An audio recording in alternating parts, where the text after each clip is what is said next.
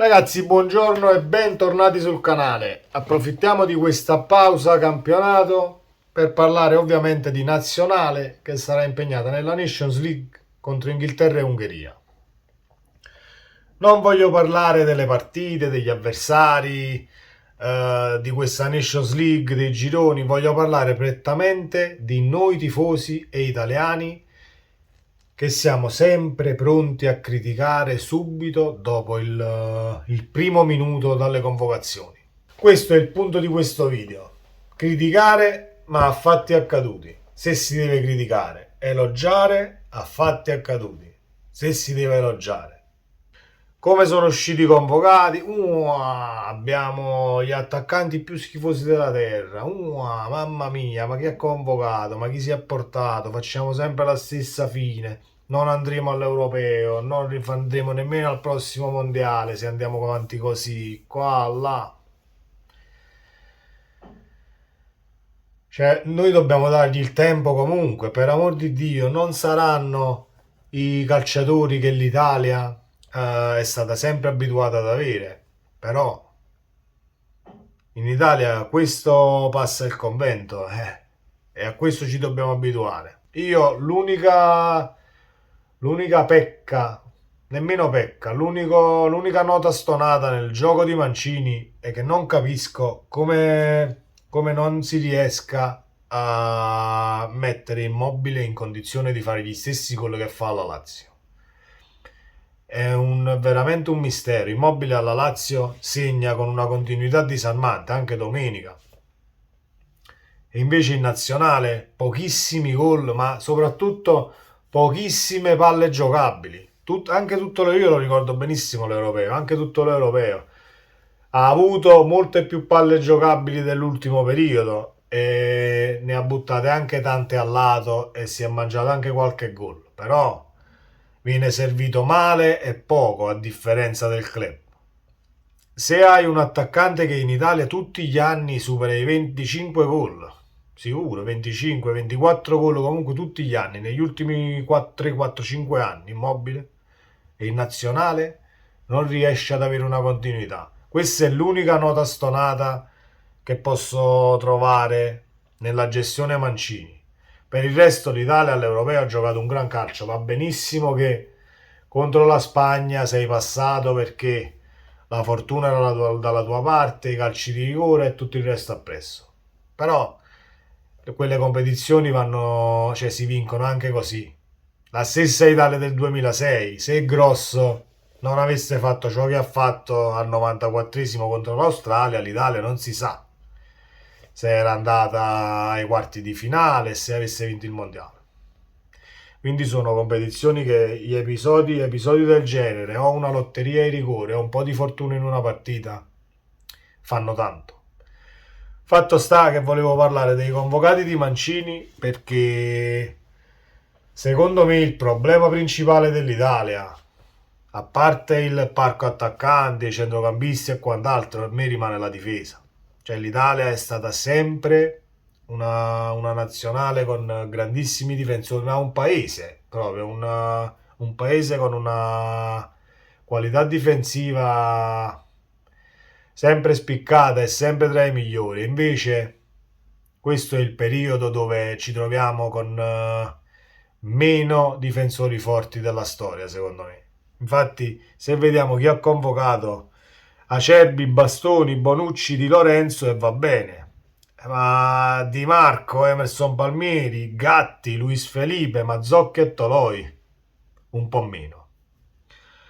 Fatto sta che comunque senza criticare va benissimo, li dobbiamo far crescere. Devono crescere e devono arrivare a grandissimi livelli, che comunque credo che siano giocatori di grande prospettiva, a parte qualcuno. Però se cominciamo dopo il primo minuto delle convocazioni, è qua, è là, ha convocato questo, ha convocato quell'altro, no, meglio se portava Gennaro invece che Francesco, meglio quello che quella.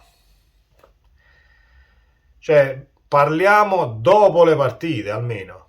Cioè, adesso ci sono le due partite, perfetto. Se l'Italia non è detto che le vinca tutte e due, io credo che comunque contro l'Inghilterra sia difficile, però mai dire mai. Se l'Italia ti fa delle prestazioni convincenti, poi dopo saremo tutti quanti, oh, hai visto, è grande qua, là, ha convocato i giovani hanno fame, abbiamo fatto una grande partita, poi se perdiamo, è Mancini, è qua, è là, ha convocato questa gente che non è buona, bubba. Parliamo dopo le partite, io sono il primo che critica, io non è che non critico, però critico a fatti accaduti, cioè non posso esprimermi prima per delle convocazioni. Ripeto, il centrocampo, a parte le ultime tegole dell'ultimo minuto, Pellegrini a casa, Verratti infortunato, Politano che torna a Napoli, tra gli attaccanti, c'è anche un po' di sfortuna, però, ripeto, tra i convocati, se guardiamo i nomi a centrocampo, Barrella, Cristante, Giorginio, Pobega, Tonali e Verratti e Pellegrini tornati a casa che verranno rimpiazzati, non è niente male, anche se Pellegrini e Verratti erano i giocatori più tecnici che avevamo, a parte Barella che però è più un incontrista con i piedi buoni che un regista.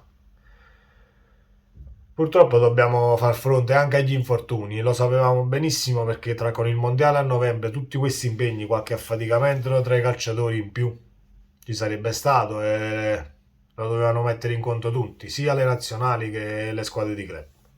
Il parco attaccanti più o meno siamo sempre lì con le ultime convocazioni.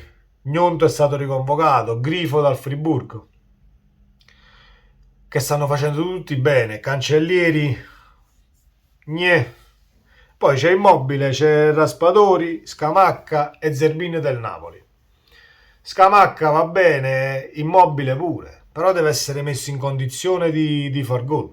Se si riesce a trovare un gioco che valorizzi l'Immobile e portarlo alla stessa capacità realizzativa che ha la Lazio, allora abbiamo risolto il 50% dei problemi, perché va benissimo il problema in difesa, però se tu ne fai 4 in una partita e ne prendi 3 hai sempre vinto.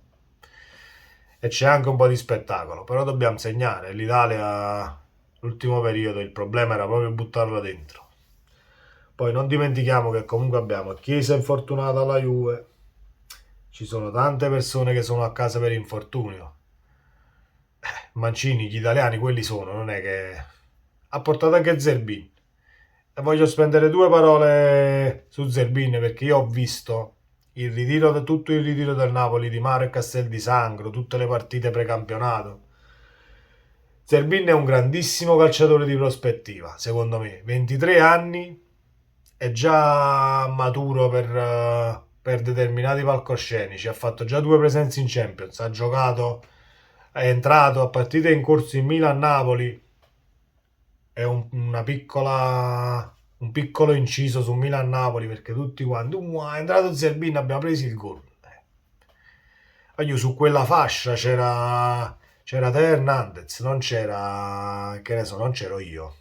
C'era Teo Hernandez che non si mantiene nemmeno se sei un professionista e sei un calciatore vissuto da 7-8 anni a grandi livelli. Comunque c'era Di Lorenzo e Di Lorenzo non è che ha sfigurato, però ha fatto fatica anche lui. Quindi non è che è entrato Zerbin, abbiamo preso il gol. No, appunto.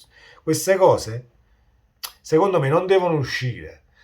Cioè non esiste. Tu ammazzi psicologicamente un calciatore di 23 anni che sta facendo bene a Napoli. Ha fatto tutto il precampionato bene, le presenze in Champions si sta facendo valere. Contro il Milan ha fatto solo quella cappellata, poi non ci ha capito niente i primi 10 minuti, però poi si è rimesso in carreggiata, ha fatto pure una discesa sulla destra e ha tirato in porta. Bisogna dare fiducia, poi il tempo mi darà ragione o torto, però ripeto, il video è fatto prettamente perché non possiamo giudicare su fatti non accaduti. Questo è quanto. Le convocazioni vanno sì giudicate e criticate solamente nel momento in cui li vedi giocare e non combinano niente. Allora dici, porca miseria, Mancini hai fatto un'insalata che non si capisce niente, non giochiamo. E allora là ci sta la critica, ma non appena sono uscite le convocazioni. Non fa bene né all'Italia stessa, né al paese e né ai calciatori in primis. Speriamo che l'Italia riesca a vincerle tutte e due, perché le dobbiamo vincere tutte e due, e così le critiche vengono spazzate via e partiranno tutti gli elogi. Grande Mancini, lo sappiamo già come va a finire la stampa italiana e tutto il resto appresso. Io spero che le vinca tutte e due prettamente, perché i giovani che ci sono si galvanizzano e crescono ancora di più. Ragazzi, se questo video vi è piaciuto, siete d'accordo con me o in disaccordo, qui sotto nei commenti fatemi sapere la vostra, iscrivetevi al canale e ci vediamo nel prossimo video. Ciao!